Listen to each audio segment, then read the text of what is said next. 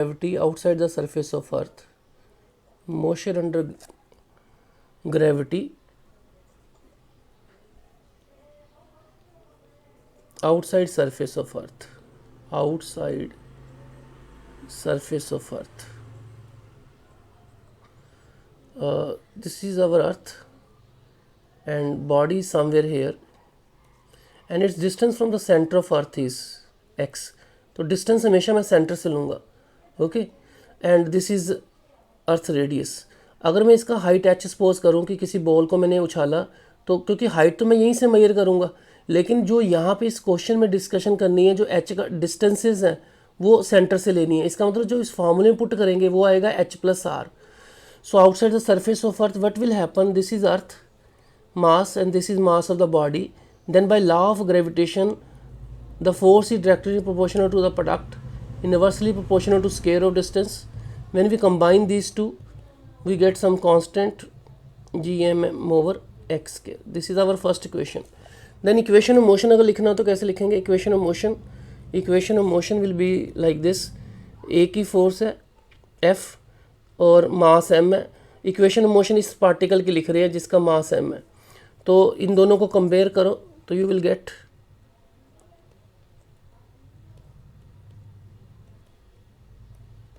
m cancel, तो अपने पास f आ गया gm बटा x स्क्वायर. g भी कांस्टेंट, m भी कांस्टेंट, तो this is k by x square.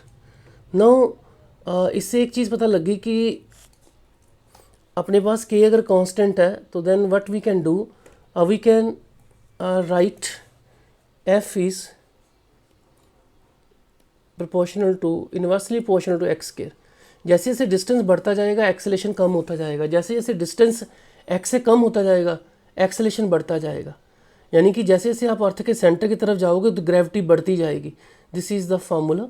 So it means that कि f is inversely proportional to this one. Hence acceleration produced in body outside the surface of earth is proportional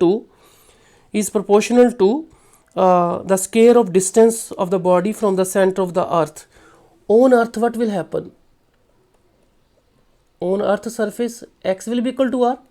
अगर आप अर्थ की surface पे हो गए, अगर आप अर्थ की सरफेस पे हो, let us suppose this is our earth and this is r. Okay, अगर पार्टिकल यहाँ पे है p, तो ये डिस्टेंस x है. तो यहाँ पे अगर पार्टिकल यहाँ पे आ गया तो ये डिस्टेंस कितनी होगी, r हो गई. तो उस केस में क्या होगा, अगर x r हो जाएगा तो f का वैल्यू क्या आ जाएगा, तो this is k by R square. तो k का वैल्यू आ जाएगा दैट इज, क्योंकि अर्थ की सरफेस के ऊपर जो एक्सेलेरेशन होगा that is acceleration due to gravity. तो this is g, so k will be equal to g r square. So this implies, this is very very important point कि outside the surface of earth gravity varies inversely proportional to this one. So ये याद रखने की ज़रूरत है कि outside जो है ग्रेविटी इन्वर्सली प्रोपोर्शनल होती है, इनसाइड जो है वो डायरेक्टली प्रोपोर्शनल होती है. तो के जी आर स्क्वायर के इक्वल आ गया. तो इसका मतलब जो अपना फार्मूला बन गया दैट इज़ एफ का, एफ हमने लिखा था, we have written F is equal to K by X square.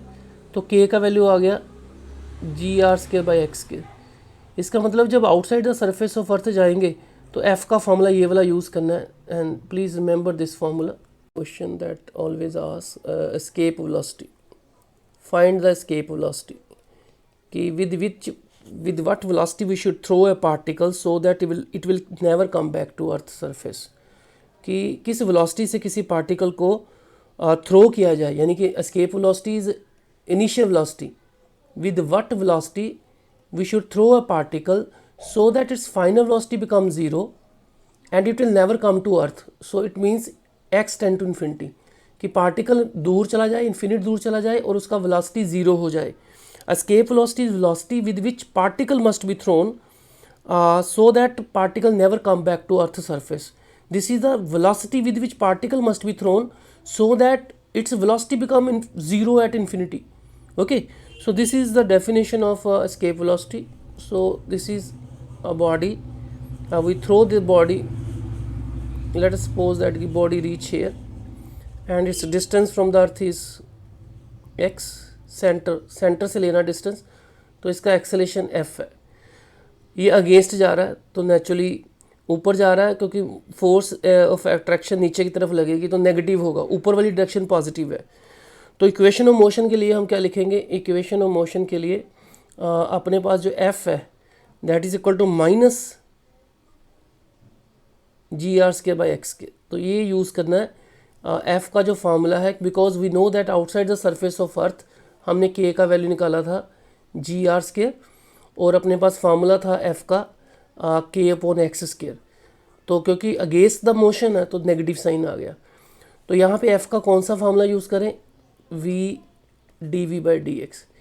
इन सभी क्वेश्चन में एक ही टेक्निक यूज़ करना है कि पहले यहाँ पे f का फार्मूला यूज़ करना है, इंटीग्रेट करेंगे, कांस्टेंट निकालने के लिए इनिशियल कंडीशन यूज़ करेंगे, जो फाइनल कंडीशन है वो सबसे लास्ट में यूज़ करनी है। We will use the final condition at the last. So what we do, we use variable separable. इसको हम वेरिएबल सेपरेबल से सॉल्व कर लेंगे। So it become v dv, तो dx के उस तरफ आ जाएगा। So it becomes minus GR² x minus 2 dx। इसको इंटीग्रेट कर देते हैं, let's integrate. So this become v²/2। So this is minus GR²। So power formula apply करेंगे, x minus 2 + 1 and minus 2 + 1 plus some constant. तो constant निकालने के लिए हम इनिशियल कंडीशन यूज़ करेंगे। इनिशियली क्या होगा कि जो इनिशियल वेलोसिटी है v will be some initial velocity, this become our escape velocity, this is initial velocity is v0। And उस समय जब पार्टिकल जब हमने थ्रो किया वो अर्थ की सरफेस पे था, x r था और t 0 था। t का ज़रूरत नहीं है, लेकिन फिर भी मैं बता रहा हूँ कि इनिशियल जो है वो यही रहेगा। सो सब्स्टिट्यूट द वैल्यू। तो वैल्यू जब सब्स्टिट्यूट करोगे तो c का वैल्यू क्या आ जाएगा, v इज़ v0²। तो यहाँ पे आ जाएगा x is r, so minus GR²। x नीचे आएगा, विद नेगेटिव साइन कैंसिल हो जाएगा, x r के इक्वल आ गया, तो r कट गया, तो हमारे पास c का वैल्यू आ गया v0²/2 minus GR। Okay, now substitute the value of this one. ये वैल्यू सब्स्टिट्यूट कर देंगे यहाँ पे, तो बनेगा v²/2 plus GR²/x plus v0²/2 minus GR। Now we will apply the final condition. Constant निकल आया। For escape velocity what will happen, escape velocity के लिए क्या होगा, जो v है, अगर ये v0 को एस्केप वेलोसिटी बनना है तो v will become 0 and x will become infinity. So x will tends to infinity. x जब इन्फिनिटी को टेंड करेगा तो नेचुरली ये चीज़ 0 हो जाएगा, दिस विल टेंड टू 0। तो ये वाला जो वेलोसिटी है v0 बन गया, ये फाइनल वेलोसिटी जो है ये 0 हो गया। So we left with v0²/2 equal to GR। So v0 will be √2 GR।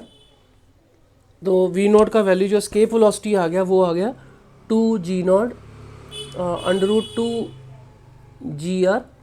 So this is 2। Gravity का वैल्यू 9.8 है और अर्थ का रेडियस 400 किलोमीटर होता है, 6400 किलोमीटर। तो किलोमीटर को मीटर में चेंज कर लो एंड देन इसको चेंज करके you will see that it will comes out to be metre per second. So it will be round about 11.2 kilometre per second. तो इतना स्पीड आएगा इसका कि अगर किसी बॉडी को 11.2 किलोमीटर की स्पीड से थ्रो करें देन इट्स कॉल्ड